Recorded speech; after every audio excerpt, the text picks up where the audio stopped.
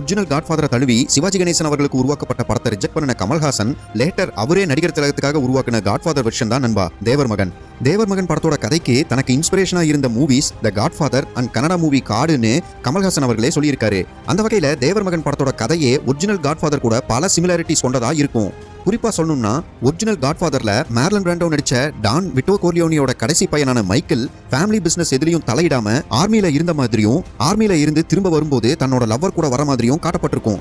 தேவர் மகன் கதையை எடுத்துக்கிட்டா கமல்ஹாசனும் தன்னோட அப்பா ஏத்திருக்க ஊர் தலைவர் பொறுப்புல எந்த சம்பந்தமும் இல்லாத மாதிரி தன்னோட லவ்வர் கூட ஊருக்கு வர்ற மாதிரி காட்டியிருப்பாங்க. அப்பாவோட பொசிஷன்ல எந்த ஒரு இன்ட்ரெஸ்டும் இல்லாத பையன் ஒரு கட்டத்துல அந்த பொசிஷன்ல தானே உட்கார வேண்டி வர்ற சிச்சுவேஷன், ஹீரோவோட அண்ணன் கேரக்டர் ஒரு குடிகாரனாவும் எந்த ஒரு வேலைக்கும் லாய்க்கில்லாத மாதிரி காட்டின விதம், தன்னோட பேர குழந்தை கூட விளையாடிக்கிட்டு இருக்கும்போதே அப்பா கேரக்டரோட உயிர் போற மொமெண்ட்ஸ்னு தேவர் மகன் படத்தோட பல மாஸ் மொமெண்ட்ஸ் ஒரிஜினல் காட்ஃபாதரோட சிமிலாரிட்டியில இருக்கும் நண்பா. நம்பர் 5 புதுப்பேட்டை.